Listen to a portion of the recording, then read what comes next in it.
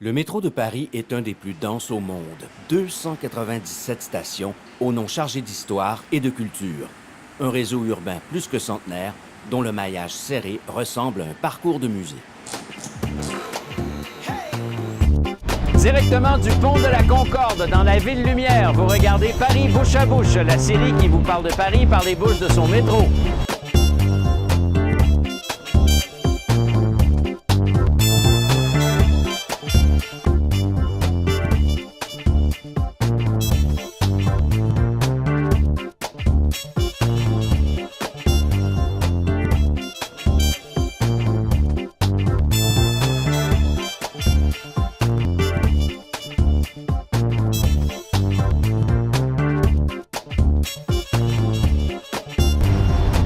Validez votre ticket.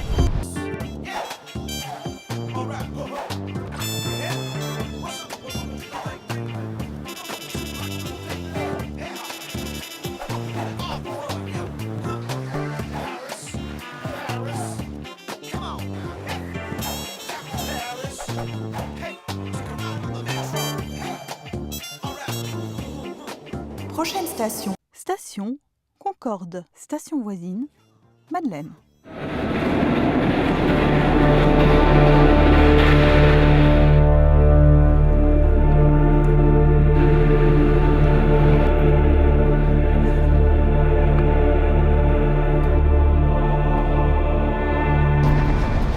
Concorde, concordé, concordance.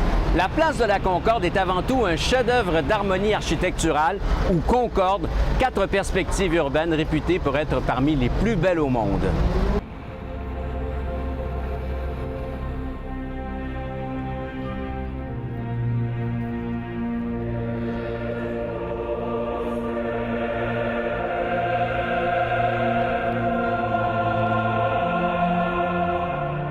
Conçue en 1753 par Ange-Jacques Gabriel, premier architecte du roi Louis XV, celle qu'on appelait jadis la place Louis XV est la plus importante réalisation du siècle des Lumières à Paris. Au centre de la place, une statue équestre de Louis XV fut inaugurée le 20 juillet 1763 et la place achevée en 1772. Une enceinte octogonale pourvue d'une balustrade, bordée de fossés de 20 mètres de large et cantonnée de guérites, est créée pour encadrer le vaste espace. À la Révolution française, on rebaptise la place Louis XV « Place de la Révolution ». La statue de Louis XV est remplacée par une guillotine. Près de 1200 personnes périront ici, la tête tranchée, dont le roi Louis XVI, Marie-Antoinette et quelques autres figures célèbres, arbitrairement condamnées par le tribunal révolutionnaire, dont Antoine Lavoisier, considéré comme le père de la chimie moderne. Son principal crime fut d'être riche. Comme quoi, la fortune peut faire perdre la tête. Marquée par le souvenir de la terreur et de l'exécution de la famille royale, la place de la Concorde posa un gros problème aux gouvernements qui se succédèrent jusqu'à la fin du 19e siècle. Puissant symbole, à la fois d'unité et de discorde, la place fut ornée tantôt de monuments à la liberté, tantôt de statues royales. C'est finalement le roi Louis-Philippe, porté au pouvoir après la Révolution de 1830, qui décide de marquer la place par un monument qui ne rappellera aucun événement politique. Ainsi, le 25 octobre 1836, devant 200 000 personnes, l'obélisque de Luxor est érigé sur la place de la Concorde. L'opération est une véritable prouesse technologique.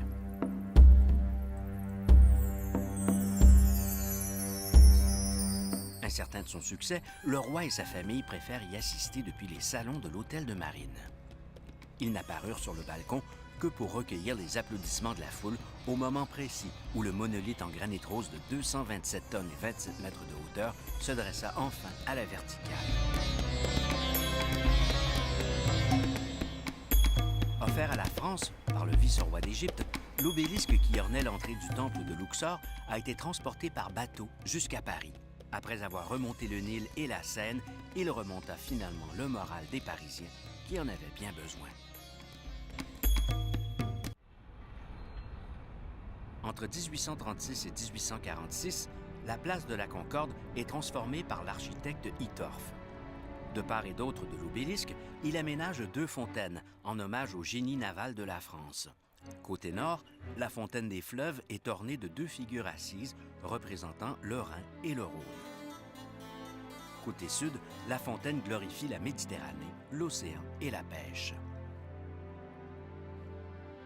Hittorf ceinture également la place de lampadaires et de colonnes rostrales qui rendent hommage à la gloire de la marine française.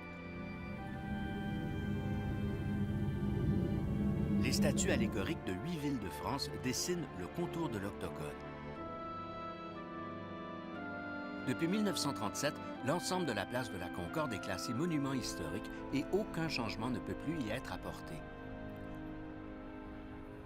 Le dernier embellissement date de 1998. Un étincelant pyramidion fait de bronze et de feuilles d'or fut installé au sommet de l'obélisque. La place de la Concorde est essentiellement vouée à la circulation automobile, sauf lors de grandes manifestations populaires comme la fête nationale du 14 juillet. Les défilés militaires descendent alors les Champs-Élysées pour saluer le président de la République et les membres du gouvernement installés sur une tribune d'honneur au centre de la place. Au moment de notre tournage, on s'affairait justement à démonter la tribune présidentielle au lendemain de la fête nationale. Le 14 juillet 2012, c'est le nouveau président élu François Hollande qui occupait la place d'honneur.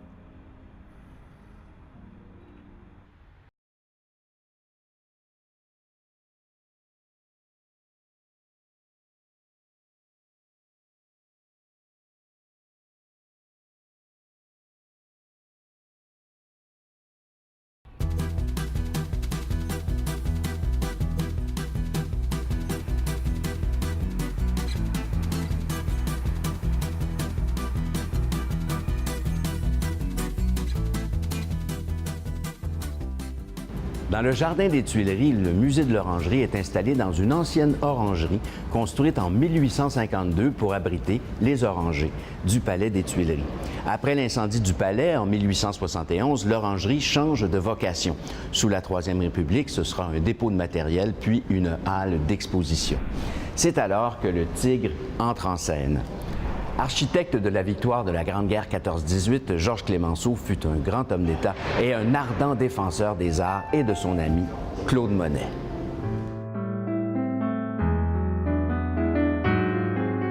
Depuis 1889, le peintre impressionniste travaille à l'œuvre qui va occuper les 30 dernières années de sa vie.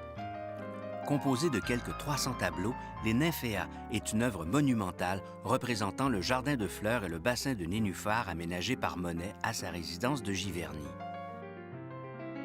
À l'instigation de Clemenceau, Monet décide de léguer les Nymphéas à l'État français au lendemain de l'armistice du 11 novembre 1918. Le don des Nymphéas marque une des dates décisives de l'histoire de l'art et de la culture en France. Un des plus grands peintres des temps modernes choisit de destiner son œuvre au public plutôt qu'à des particuliers. Le 17 mai 1927 a lieu l'inauguration officielle des Nymphéas au musée de l'Orangerie. C'est Monet lui-même qui a aménagé l'espace qui abritera son œuvre. Suite à d'importants travaux de restauration menés entre 2000 et 2006 par l'architecte Olivier Brochet, le musée de l'Orangerie a retrouvé la lumière. La façade nord, aveugle depuis toujours, a été ouverte sur les Tuileries grâce à d'immenses verrières. Au-dessus des salles des Nymphéas, le plafond a été remplacé par une structure métallique laissant filtrer la lumière naturelle. Les Nymphéas profitent enfin des conditions d'exposition et d'éclairage souhaitées par Monet.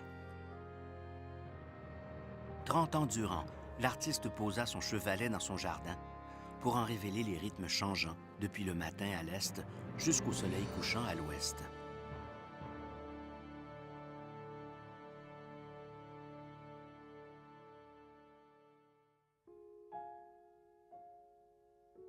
Le grand ensemble mural des Nymphéas contient 8 compositions de 2 mètres de hauteur et de longueur variable, réparties sur les murs de 2 salles elliptiques. L'ensemble compose l'une des réalisations picturales les plus monumentales du 20e siècle.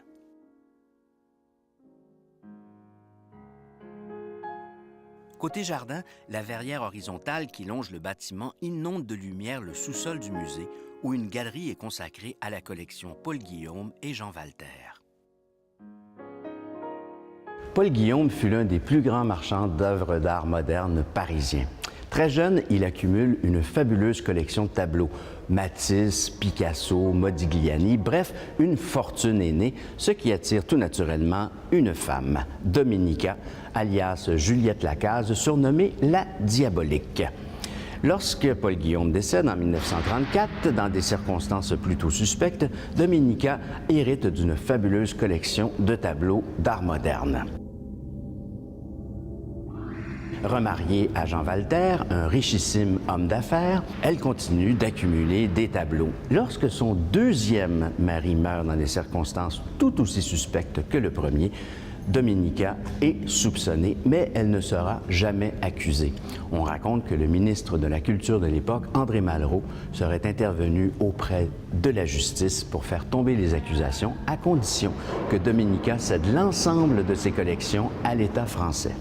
Une rumeur est née.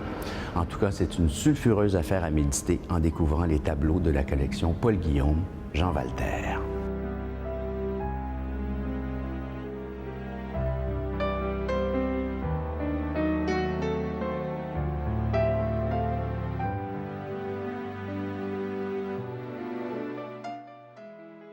Le musée de l'Orangerie et son pendant architectural, le Jeu de Paume, situé de l'autre côté du Jardin des Tuileries, furent érigés sous le règne de Napoléon III. Les deux édifices longilignes de style néoclassique venaient ainsi compléter un grandiose ensemble architectural dont la pièce maîtresse était le Palais des Tuileries, qui fut la résidence des rois et des empereurs de France depuis Henri IV jusqu'à Napoléon III. Mais le 24 mai 1871, durant la Semaine sanglante, le Palais des Tuileries est incendié par les communards.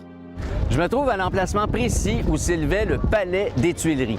Sa façade s'étendait sur 260 mètres entre le pavillon de flore et le musée des arts décoratifs. Depuis la disparition du palais, l'axe formé par la pyramide du Louvre, l'obélisque de Luxor et l'Arc de Triomphe est considéré comme l'une des plus belles perspectives du monde. Croyez-le ou non, elle pourrait un jour être masquée. Certains nostalgiques de l'Empire souhaiteraient en effet reconstruire le palais des Tuileries à l'identique. Un projet dont le coût estimé à 350 millions d'euros qui créerait, selon ses promoteurs, un nouveau lieu d'exposition au cœur de Paris. Un nouveau lieu d'exposition. Est-ce que Paris manque vraiment de lieux d'exposition? Paris manque d'air, d'espaces verts, de logements, mais de lieux d'exposition vraiment? J'ai le Louvre devant moi, le musée des arts décoratifs à ma gauche, à ma droite le musée d'Orsay sur la rive gauche, derrière moi le musée de l'Orangerie, et là je vous amène à la Galerie nationale du Jeu de Paume, un autre lieu d'exposition consacré à l'image. Franchement, je vais me dépêcher de faire une photo avant qu'ils reconstruisent.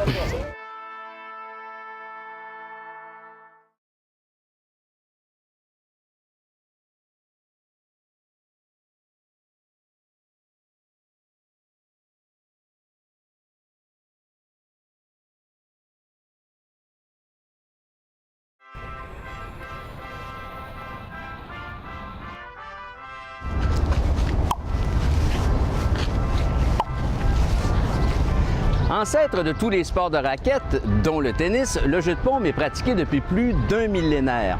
Au 15e siècle, en France, le jeu était tellement populaire auprès de la population que les autorités durent en interdire la pratique, sauf le dimanche, c'était de la folie, tout le monde voulait jouer à ça. En 1657, juste à Paris, on comptait plus d'une centaine de salles de jeux de paume. Mais les sports de raquettes en ville ont fait leur temps et depuis 1909, la Galerie nationale du jeu de paume est devenue un lieu d'exposition. Out! Aujourd'hui, le jeu de paume est une institution culturelle qui a pour objectif de promouvoir la connaissance et la réflexion autour de pratiques artistiques liées à l'image. Native de Barcelone, Marta Guidi est critique d'art et commissaire d'exposition. Depuis 2006, elle dirige les destinées du jeu de paume.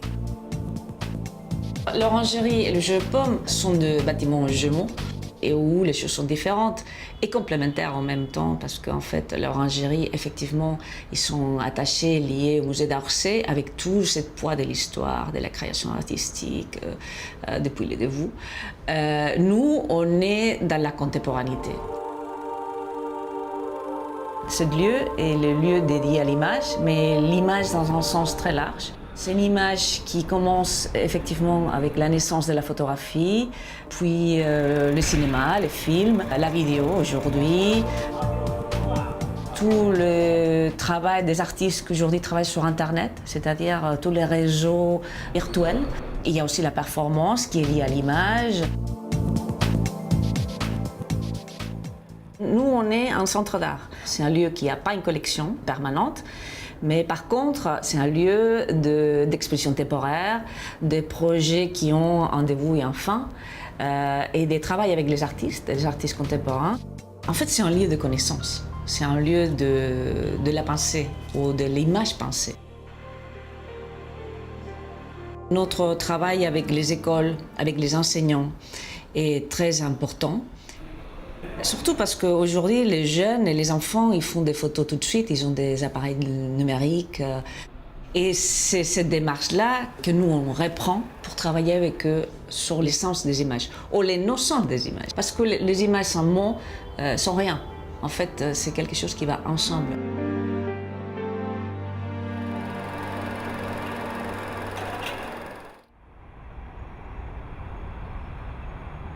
La rue Royale, qui ouvre la perspective sur la place et l'église de la Madeleine, est flanquée de 2 palais conçus sur les plans de l'architecte Gabriel au 18e siècle. Côté ouest, l'ancienne résidence des ducs de Crillon abrite aujourd'hui l'hôtel de Crillon, un palace 5 étoiles considéré comme le plus glamour à Paris. Côté est, le palais est occupé depuis 1789 par le ministère de la Marine. Comme son nom l'indique, la rue Royale est l'une des plus prestigieuses artères à Paris, achevée et inaugurée en 1772. Ses façades uniformes sont d'un style sobre inspiré de l'Antiquité, selon le souhait de l'architecte du roi Louis XV, Ange-Jacques Gabriel, qui dessina la place Louis XV, devenue la Concorde. Dans un pays qui a connu 3 révolutions, on imagine qu'une rue dénommée Royale ait été malmenée au fil des régimes politiques. Voici d'ailleurs l'aspect qu'avait la rue Royale durant la Commune de Paris en 1871. Barricadée par les communards, puis bombardée par les troupes de Versailles et finalement incendiée. Bref, la rue a eu droit à un traitement royal. Reconstruite et embellie à la fin du 19e siècle, la rue Royale est depuis plus de 100 ans l'un des hauts lieux du commerce de luxe parisien.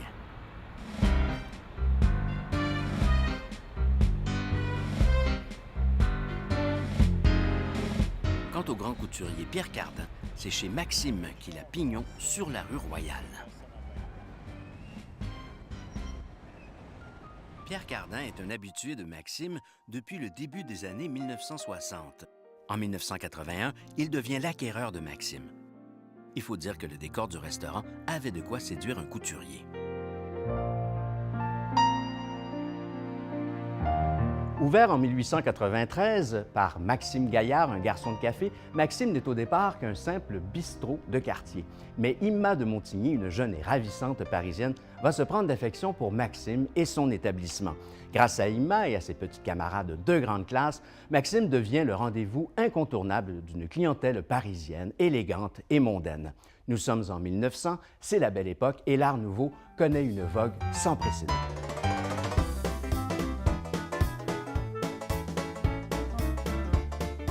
Les premiers propriétaires de Maxime font appel aux artistes de l'école de Nancy pour décorer l'établissement qui va devenir un véritable temple de l'art nouveau, un style qui a durablement marqué les arts décoratifs.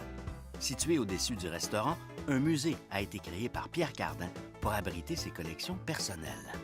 Le directeur, Pierre-André Hélène, nous accueille dans ce cabinet des merveilles de l'art nouveau.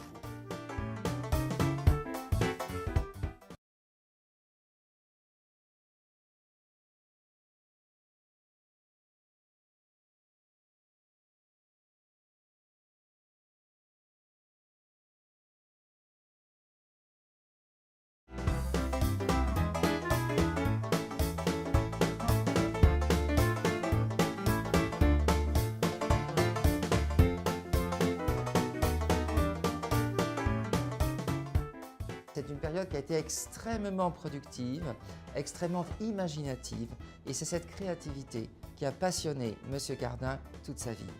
Et c'est ainsi qu'il y a 7 ans, il a souhaité partager cette passion avec le public.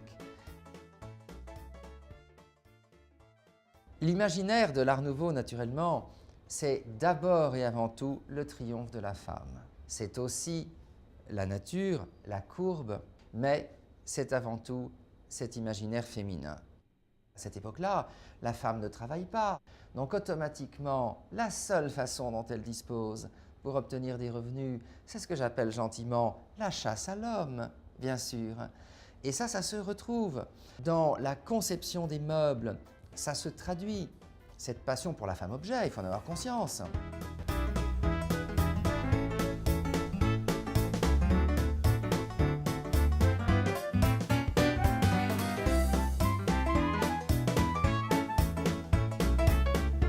Il faut se mettre dans le contexte de gens qui avaient énormément de moyens, qui achetaient des objets qui étaient des créations uniques, bien souvent, et qui ne travaillaient pas. C'est un autre monde. C'est vraiment une façon de se replonger dans cette époque-là, avec le quotidien également. Parmi les objets extraordinaires que nous présentons, il y a ce nécessaire en argent massif que Sarah Bernhardt avait reçu en cadeau d'un admirateur américain lors de sa première tournée aux États-Unis en 1880. C'était un mythe déjà tel qu'elle remplissait les salles sans aucun moyen médiatique, avec simplement son talent et quelques journaux, alors qu'elle ne jouait qu'en français. Et elle a été une des premières clientes de Maxim avant 14. Sarah Bernhardt, naturellement, n'a pas inspiré que le grand public, elle a inspiré aussi toutes sortes de créateurs. Et parmi ceux qui sont restés les plus connus, René Lalique, bien sûr, est à la tête. Il a dessiné pour elle des bijoux de scène, des bijoux de ville.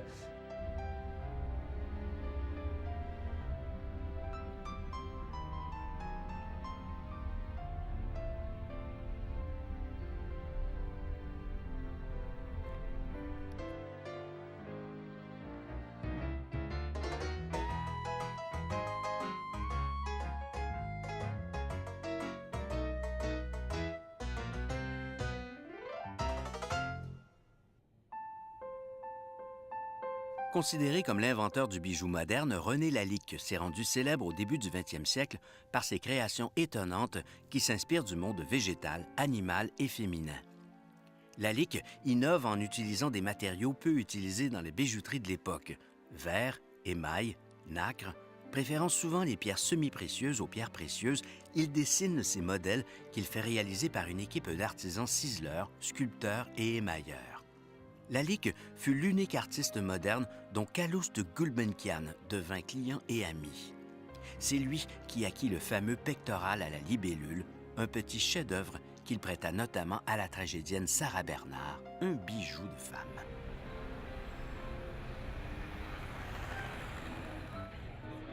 À Paris, le magasin Lalique de la rue Royale offre une vitrine incomparable pour découvrir l'œuvre d'un des plus grands artistes joailliers du 20e siècle. On pénètre dans le village royal de la rue Royale à Paris pour faire toute la lumière sur la grande histoire du plus élégant maître verrier et joaillier français, Lalique, sculpteur de lumière. Lalique est la seule marque de cristal à métamorphoser la matière brute en fusion à 1400 degrés pour en faire des objets uniques qui méritent le statut d'œuvre d'art, perpétuant ainsi un savoir-faire artisanal dans sa manufacture d'Alsace depuis 1921. Lalique, c'est également de voluptueux parfums offerts dans des flacons dessinés par l'artiste. Ses thèmes récurrents s'articulent autour des 3 F, la femme, la faune et la flore. Entre Concorde et Madeleine, le village royal est l'héritier de près de 3 siècles d'un patrimoine historique et architectural exceptionnel. Autrefois se dressait ici la caserne de la garde royale de Louis XIII, les fameux mousquetaires. Aujourd'hui, c'est un oasis de détente en plein centre de la capitale. Alors shopping, détente, tout dépend de votre budget et de l'idée que vous vous faites d'un village. Entre les enseignes de grandes marques et les petits objets de la vie quotidienne dans un village de campagne, vous trouverez dans le village royal, anciennement Cité Berrier, un cadre luxueusement parisien. Allons droit au but, l'Éclaireur, c'est notre coup de cœur parmi les rares restaurants du quartier Madeleine qui parviennent à concilier des assiettes savoureuses et fourchettes de prix défiant toute concurrence. Le décor est à couper le souffle et le service irréprochable. La terrasse, qui donne rue Poissy-d'Anglas, est d'un calme quasi campagnard puisque la rue est fermée à la circulation automobile. Proximité de l'ambassade américaine oblige. God bless America.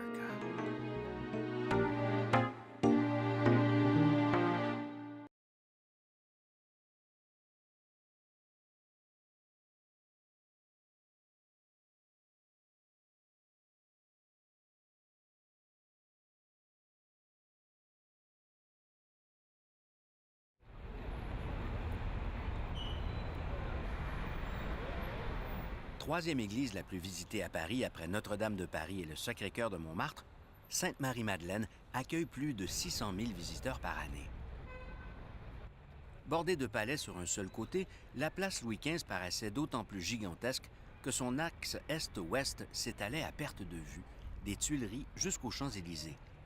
Elle avait besoin de monuments forts pour fermer la perspective nord-sud de la rue Royale. C'est ainsi que le 3 avril 1763, il y a 250 ans, Louis XV posait la première pierre de l'église. Un quart de siècle plus tard, on cherche toujours la première pierre. Pendant la Révolution, la construction de l'église est suspendue, puis en 1799, on décide purement et simplement de la détruire. La Chambre des députés s'installe au Palais Bourbon en 1803, derrière un péristyle inspiré de la Madeleine. En 1806, Napoléon décide de consacrer un temple à ses armées victorieuses. Il impose son propre architecte, Pierre Vignon, qu'on aperçoit justement ici, compas à la main, les yeux rivés sur la gloire. Inspiré du temple de l'Olympéion d'Athènes, mais nettement mieux conservé, l'église Sainte-Marie-Madeleine est l'un des plus célèbres monuments parisiens. Un temple à la gloire des armées de Napoléon qui, comme chacun sait, avait une haute opinion de lui-même et de ses soldats. Vaste projet tout empreint d'exaltation bonapartiste. Débutés en 1806, les travaux de construction de l'église de la Madeleine avancent rapidement, mais ils sont interrompus au bout de 5 ans, faute d'argent. Il faut dire que les guerres napoléoniennes ont coûté très cher à l'Empire. Après la désastreuse campagne de Russie de 1812, Napoléon s'est dit qu'un temple à la gloire de ses armées n'était peut-être pas finalement l'idée du siècle. L'édifice fut rendu au culte, mais la plus monumentale église parisienne porte l'empreinte indélébile de la grandeur napoléonienne.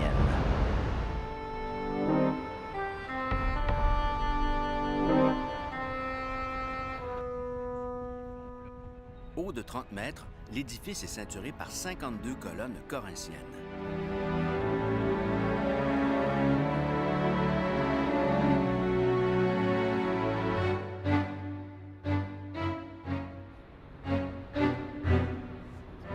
En s'arrêtant une semaine devant chaque colonne de la Madeleine, il faudrait 1 an pour en faire le tour. Mais bon, comme il y a beaucoup de choses à visiter dans le quartier, je vous propose un tour de la Madeleine en 52 secondes.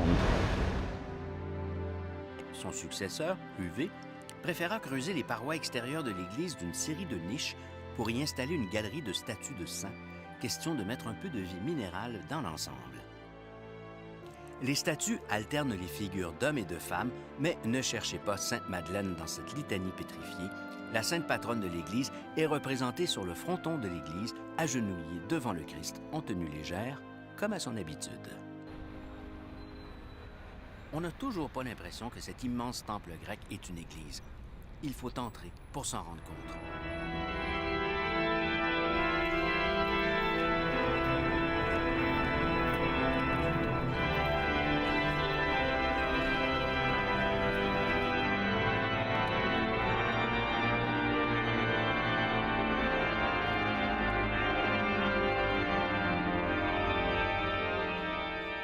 L'église de la Madeleine est conçue comme un vaisseau d'un seul tenant qui rappelle les volumes intérieurs des édifices antiques. Les 3 travées de la nef sont dominées par des coupoles à caissons qui ne diffusent qu'un faible éclairage naturel. Le chœur est dominé par une fresque de Jules-Claude Ziegler. L'œuvre représente l'histoire et la glorification du christianisme. On remarque la présence de Jeanne d'Arc et, tiens donc, de Napoléon. Vêtu d'un grand manteau parsemé d'abeilles d'or, l'empereur se tourne vers le pape Pie VII qui lui remet sa couronne. Contrastant avec l'harmonie architecturale, une mosaïque de style néo-byzantin a été réalisée entre 1888 et 1893 à l'initiative du curé de la paroisse. Même si elle compromet la rigueur architecturale de l'ensemble, la mosaïque a l'avantage d'être facile à éclairer. Le sujet a été composé par le peintre Charles-Joseph Lamère et les carreaux de verre coloré proviennent de la manufacture de Sèvres. Vu de près, la qualité des matériaux utilisés démontre à quel point les paroissiens de la Madeleine avaient les moyens et le souci d'enrichir et d'embellir leur église. On est ici dans une paroisse royale, bien loin des faubourgs ouvriers parisiens.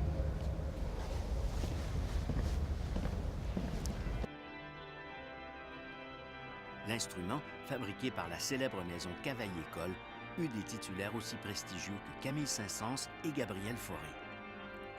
Lors de notre tournage, le chœur et l'orchestre de la Madeleine, sous la direction de John Alexander, interprétaient le Requiem de Gabriel Fauré. Thierry Esquèche tenait les orgues. Quant aux 2 anges qui jouent de la trompette, ils ont préféré garder l'anonymat.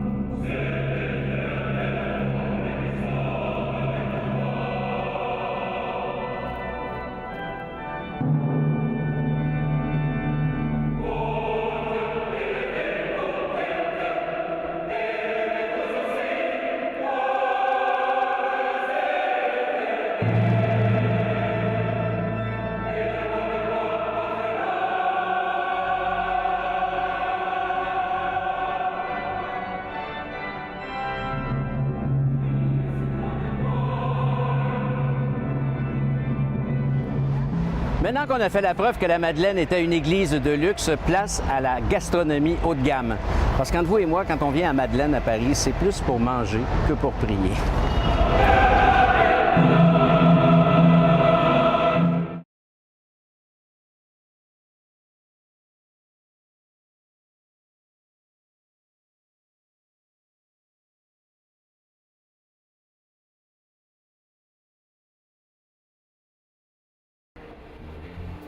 À l'ouest de la Madeleine, rien de nouveau.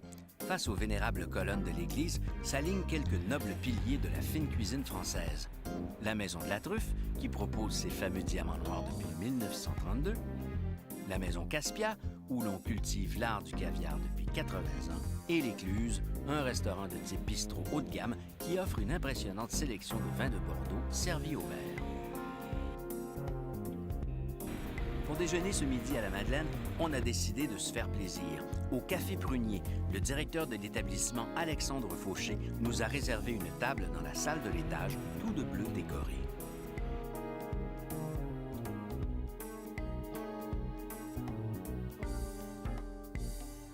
Le caviar d'Aquitaine s'est considérablement développé depuis ces dernières années, tout simplement parce que malheureusement il y a eu une extinction de l'espèce dans la mer Caspienne et depuis les années 2005, la Convention de Washington qui gère les espèces dans le monde entier a mis l'esturgeon comme une espèce hautement en voie de disparition et depuis 2010-2009, l'Europe a décidé de stopper totalement la pêche en mer Caspienne. Ce qui fait que le caviar d'élevage, le caviar d'Aquitaine, a de beaux jours devant lui aujourd'hui. Et c'est vrai que depuis 20 ans, le prunier s'est considérablement amélioré dans la production. Et aujourd'hui, on produit un caviar de qualité qui égale un caviar sauvage, bien que ce soit différent. Le caviar français a donc de belles années devant lui, mais qu'en est-il de son prix? Alors, le caviar d'élevage. Le caviar prunier est arrivé sur le marché il y a 20 ans, était peu connu parce qu'on était dans le balbutiement de la production de caviar. Il faut savoir que pour produire le caviar, c'est 8 ans d'élevage. Pendant 8 ans, on nourrit les poissons, on les élève, on les bichonne pour récupérer la gonade, ce sont les œufs d'esturgeon pour produire du caviar. Aujourd'hui, le caviar est approximativement, le caviar tradition est à 1 600 € le kilo, ce qui représente à peu près, pour une boîte de 50 grammes, pour 2 personnes qui est très bien, représente 87 € la boîte. Le beluga iranien sauvage coûtait à peu près entre 10 et 12 000 € le kilo. Les prix ne sont pas du tout les mêmes, ça ne veut pas dire du tout que le caviar est de qualité moindre, etc. C'est qu'aujourd'hui on maîtrise cette production, ça fait 20 ans qu'on le produit. Dans les débuts on n'était pas à ce prix-là, on était beaucoup plus cher. Comment déguster le caviar? On utilise une cuillère en corne, en nacre ou en plastique, surtout pas d'argent ou d'acier inoxydable. À la cuisine, le caviar se prête à toutes les inventions gourmandes. Aux commandes des fourneaux du Café Prunier, la chef Renata Dominique concocte une cuisine naturelle et vivifiante qui met en valeur les produits de la mer et le caviar d'Aquitaine. La première cuillère ouvre les papilles. Le plaisir atteint son apogée dès la deuxième cuillère.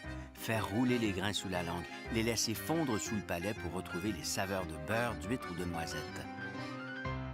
La volonté de la Maison Prunier, c'était vraiment de le retrouver sur les tables françaises et les tables internationales, et que les chefs puissent retravailler le produit.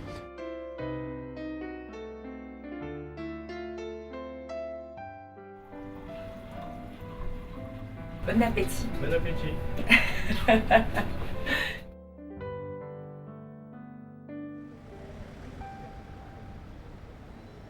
Doyenne des commerces de bouche de la Madeleine, la maison Hédiard a ouvert ses portes en 1870, mais son histoire remonte 38 ans auparavant, avec la naissance de Ferdinand Hédiard dans le petit village de la Loupe, en Eure-et-Loir. Gros plan sur ce commerçant qui bâtit sa fortune en faisant découvrir les produits exotiques aux Parisiens. En 1848, il trouve sa vocation en découvrant des fruits exotiques déchargés sur le port du Havre. Un rêve vient de naître. Sa première boutique se nomme Comptoir des épices et des colonies. C'est le début de la gloire pour Ferdinand Hédiard, qui présente ses produits lors des grandes expositions universelles organisées dans la capitale. Depuis 142 ans, Hédiard fait souffler sur la Madeleine un doux parfum d'arômes exotiques. Une maison des saveurs exclusivement tournée vers l'excellence et l'authenticité. La Madeleine, c'est une place, une église et aussi un délicieux petit gâteau aux œufs créé en 1755 dans la ville de Commercy, en Lorraine, par une jeune fille nommée Madeleine.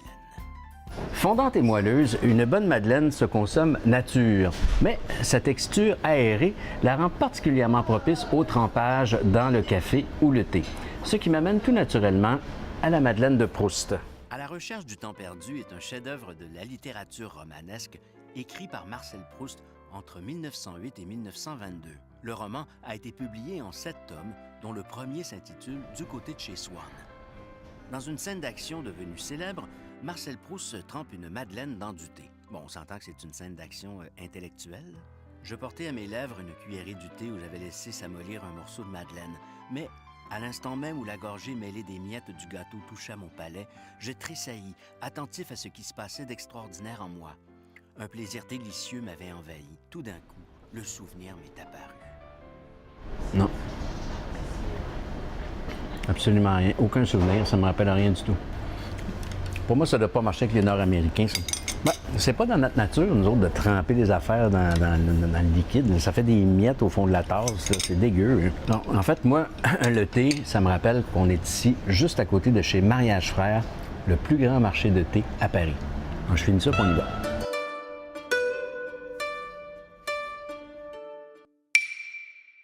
Des thés blancs au thé fermenté, la carte des thés Mariage Frères est la plus vaste du monde.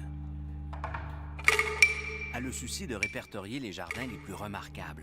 Les dégustateurs de Mariage Frères s'y rendent chaque saison dans des dizaines de jardins autour du monde et y réservent les meilleures productions.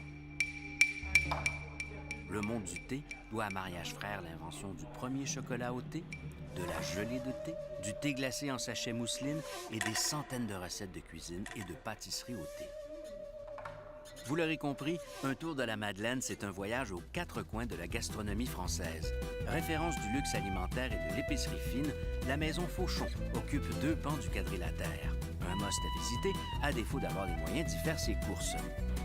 Nous avons opté pour 2 produits Fauchon offerts à environ 10 $ pièce. Et surtout, vous conservez bien votre pochette Fauchon. Oubliez distraitement sur le comptoir de votre cuisine. Elle enverra vos invités un signal fort. Vous ne faites pas vos courses dans n'importe quelle épicerie, mais bien dans une entreprise d'envergure mondiale. Fauchon. Fauchon. La boutique Maille, du nom du célèbre moutardier et vinaigrier Antoine Maille, propose plus d'une 50aine de variétés de moutarde. On peut y déguster les moutardes fraîchement servies à la pompe dans leur élégant pot de grès, parmi lesquelles la moutarde de Dijon au vin blanc ou encore la moutarde à l'ancienne au chardonnay, additionnée d'herbes et d'aromates. Voilà. Face aux 15 places de la Madeleine, les places pour tous les spectacles du jour présentés dans les théâtres parisiens sont vendues à moitié prix. Théâtre, cabaret, spectacle d'humour, café-concert, toutes les scènes de Paris sont à 50 %. À l'angle de la rue d'Anjou et de Suresnes, c'est le whisky qui se met en scène. Fondée en 1956, la Maison du Whisky est l'un des grands spécialistes français de l'importation et de la distribution de whisky rares. Si on vous parle de whisky à ce stade-ci de l'émission, c'est que, mine de rien, ça va bientôt être l'heure de l'apéro. Pour conclure cette journée d'exploration urbaine dans le quartier de la Madeleine, je vous invite à découvrir l'une des meilleures tables de la capitale.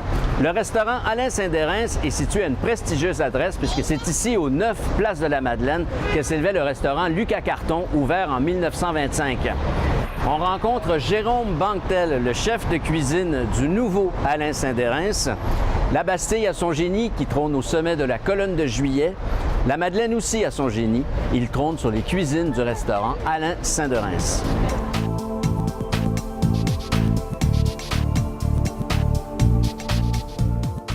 En 2005, Alain Saint-Dérens choisit de se libérer du carcan du grand luxe. Il abandonne ses 3 étoiles Michelin pour retrouver, selon ses propres termes, le plaisir d'une nouvelle cuisine en prise directe avec l'air du temps. Alain Saint-Dérens a rendu ses étoiles, mais pas son tablier.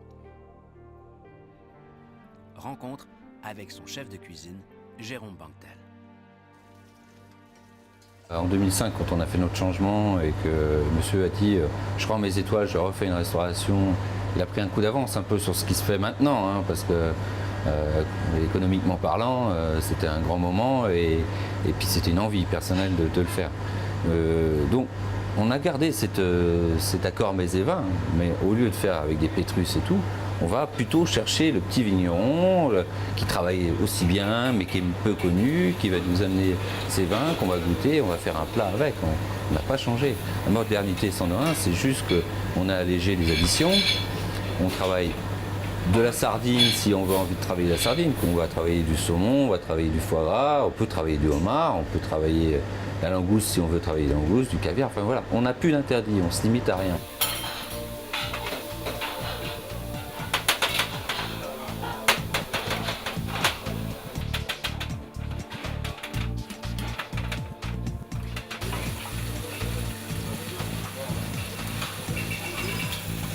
Ce matériel a fait progresser énormément dans la régularité. Qu'est-ce qu'on aime dans le restaurant? C'est de venir un jour X et de revenir et de retrouver les mêmes sensations, les mêmes cuissons. Voilà.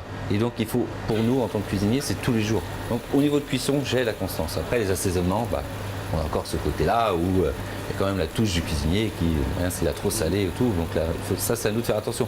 Mais moi, il me fallait le côté cuisson.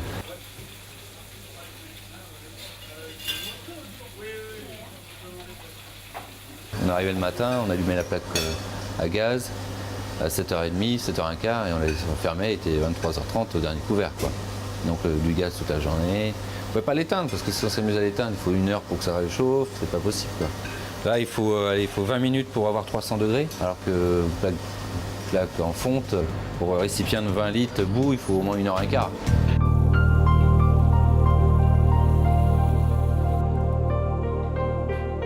Il y a une touche franco-japonaise, ça c'est sûr, parce que je voyage beaucoup. Monsieur a voyagé en premier au Japon en 68 et j'ai pris le relais maintenant, mais on reste cuisine française. Quand je fais un jus, je le fais comme ça doit se faire. Voilà, on garde une identité. Par contre, on ne veut plus de sauce pour napper à outrance le produit. On préfère avoir le produit juteux avec son goût propre et on évite les jus. C'est vrai qu'on a une cuisine qui s'est vachement épurée, mais qui va aussi bien avec le vin. Enfin, voilà, on reste un peu sur les traditions tout en modernisant par la technologie, par l'envie des gens aussi. Les gens ont envie de ça aussi, ils ont envie d'un peu de changement. Et là, vous avez des petites dattes qui ont été fourrées à la menthe et qui seront terminées tout à l'heure en les glaçant avec du beurre et servies avec une petite sommité de menthe en présentation. Ce sera l'accompagnement du canard à pissus. C'est l'accompagnement du canard à pissus qu'on vient juste de sortir. Il a eu la petite cuisson juste avant. Il a eu ses 12 heures de marinade, son sel, ses épices. Il a cuit à combien de degrés, là? À 50? 50 degrés, ouais. Il a été imprégné d'épices, beaucoup d'épices apicius, donc le mélange apicius que monsieur avait créé dans les années 70. Qui date des Romains. Hein? Tout à fait, tout à fait. Voilà. Donc elle a été modifiée en 2010 par ce matériel, par l'envie de changement, par cette envie de ne pas mettre de sauce et de redonner une deuxième vie à ce produit. Donc là, Alex il va le colorer maintenant. Donc